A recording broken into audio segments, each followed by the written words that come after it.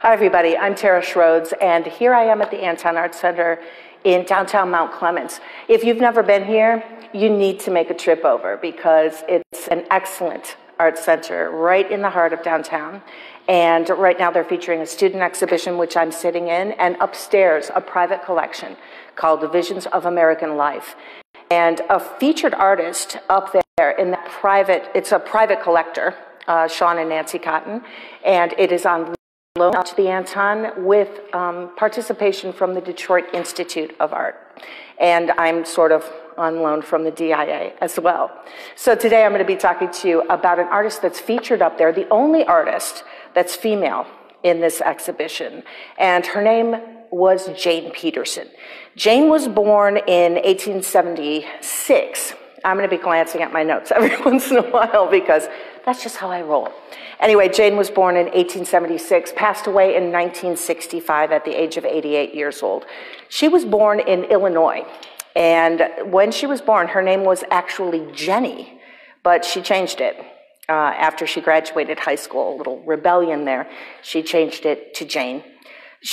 When she was young, she could draw anything that she saw, and her family was amazed by her talent even as a young child, especially her mother, who loaned her some money, a good sum of money, $300, back in 1901, when Jenny, heard about the Pratt Institute in Brooklyn. She really wanted to go there, and that was no small sum back then, and her mom made sure that she supported her, lent her the money to make that happen. Once Jane got to the Pratt Institute, she really excelled and was able, through selling her work and also teaching teaching her fellow students, she was able to pay back that $300 to her mom within the first year. So after she graduates from there, she does something that artists of that time did a lot of, and that was a grand tour of Europe, they called it. When you went on your grand tour, the world was kind of a different place artistically back then in terms of there were great masters all around the world willing to accept students and teach them their techniques. So she really took advantage of that, and she went on her first grand tour in about 1906.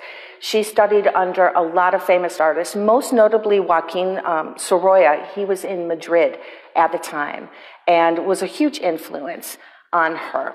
So she would make these grand tours of Europe, not just for a few years right then, but throughout her life. She was a huge world traveler. And I want to emphasize this because not many women traveled alone back then, but Jane did. She went to Turkey by herself. She went to Africa all alone. She was unafraid. And as a result of seeing, she was really fascinated by all the landscapes, street scenes she saw in Paris and other places, the Venice canals. She just loved everything that she was seeing, both in nature and in the different people that she was running across throughout the world. So her subject matter is varied. Now, she ends up in Paris for a few years, around 1906, and she becomes friends with Gertrude Stein. She lives on the Montparnasse, a lovely area in Paris, and every Saturday night she goes to Gertrude Stein's house and rubs elbows with artists of the time, including, she met Picasso, Matisse, Henri Rousseau, a lot of those contemporaries of hers that ended up having a huge influence on her, especially in sort of an impressionist period that she had. It would end up being called American Expressionism or Impressionism. And those meetings, no doubt, had a huge influence on her. So she's really living the high life over in Paris. When she comes back, she does a lot of teaching. She has a solo exhibition in Paris in 1909. It went over really well with the critics in Paris. And then when she hits 1910, she's still traveling. Travel is the thing that most fascinated her until she got back to New York City. She's winning a lot of awards, too, at this time, between about 1916, 1939-ish. I wanted to point out that in 1938, she won the Most Outstanding Individual of the Year award from the American Historical Society. She was the second woman in 1938 to ever get that honor. Also, she did some really different things that a woman was just not doing at the time in terms of war paintings. She painted paintings about World War I, donated those proceeds to the American Red Cross, sometimes making up to $211,000 for the Red Cross, which was an amazing amount of money back then. Also, if you want to go back to 1915, she took part in an exhibition in San Francisco that celebrated women's suffrage. So we see her interest there in advancing causes for women as far back as 1915. On a personal note, I should mention this. In 1944, we're talking about the war paintings, all right?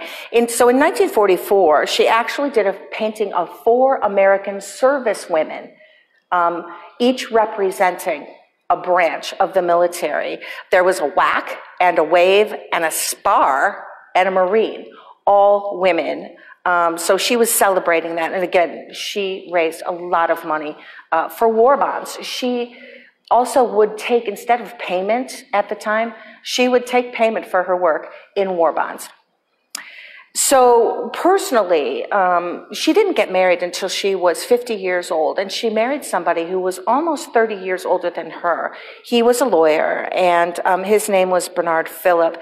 He only lived for 4 years after they got married. She was devastated at his passing, and she did marry one more time, but was quickly divorced within a year, so I don't think that went very well. So as we move through her life, after her husband died, she really got interested in painting flowers, so much so that she published a book. Very few are in print, but it's called Flower Painting, and that is published in 1946. So if you want to take a look around and try and find that, please do, because I've seen excerpts, and her flower paintings are just amazing. They're gorgeous. You can't really put Jane in a box stylistically. A lot of people, I think, have tried, but you have to remember that through all of her teachers and through all of her travels, she was really exposed to a lot of different kinds of art at this time. There was Fauvism. Picasso was just coming out with Cubism. That was just starting. Of course, Impressionism was out there. Expressionism. All of those elements can be found in her work, and you can actually, there's actually 2 works right now that I know of, one being here at the Anton Art Center in the Visions of American Life exhibit, and they do have a work of hers in Grand Rapids. It's held by the Grand Rapids Art Association. I did a little work to figure out if that painting was public or not. I'm not sure that it is. But she is also in Grand Rapids, as well as many other galleries and museums across the country. You can find works by Jane Peterson. She was doing things that no other woman was doing at the time. There were other women painters, of course, Marie Cassatt coming to mind right away. But the difference between Jane's paintings, her subject matter, and that of other women artists at the time is that most women artists were focused on domesticated scenes. They were focused on mother and child scenes, family scenes, and Jane was more focused, because of these travels that I've mentioned to you, on landscapes, street scenes, and the people that she saw around her, and then, of course, later in life, famous for those flower paintings. I wanted to talk a little bit about the painting that you'll see when you come to the Anton Art Center and see me upstairs on the 2nd floor in the Visions of American Life exhibit. That painting is from, I believe, 1909, and it's a scene in a park, woman in the park with children, women and children in the park. pardon me, it's from 1908. It's an oil on canvas. And by this time, she's heavily influenced by living in Paris and going to those gatherings with Gertrude Stein, meeting those really famous impressionists of her time. And basically what we see in that painting is very loose brush strokes, very more somber colors than the Impressionists were using at the time, but still that feeling of dappled light coming into the painting. It's a gorgeous work, and I really encourage you to come and see it in person, because me describing it to you is not going to do it any justice at all. It's really something that you have to experience close up and firsthand. So as Jane moves through her life and she gets older, by 1955, she got arthritis in both of her hands, and she wasn't doing a lot of painting anymore. Still those flowers on occasion, but as she gets older, she moved from New York City, where she lived for a long time. She actually, get this, had an apartment on Fifth Avenue right across the street from the Met. So how amazing must that place have been, a townhouse across from the Met? Sign me up.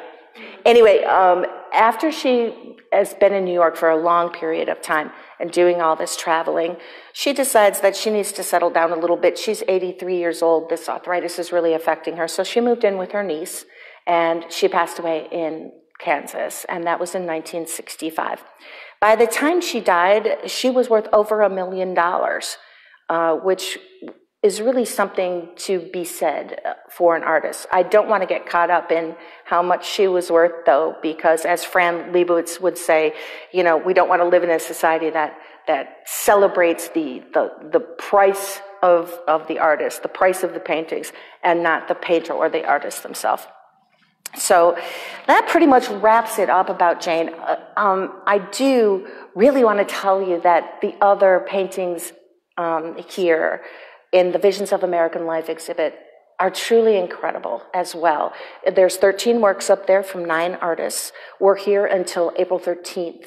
I'm here every day. I've done a little studying, so hopefully I can answer any question that you'd like. I'll take you on a little private tour up there if you so fancy. And that about wraps it up. We wanted to highlight Jane, not only because she was an incredible artist, not only for her time, but historically, but we also wanted to spotlight her because it's Women's History Month. And what better way to celebrate that than by talking about the only woman in the exhibition upstairs, who was Jane Peterson. So thanks a lot for joining me today, and hopefully you'll come and see this exhibit and do a little shopping in the gift shop downstairs.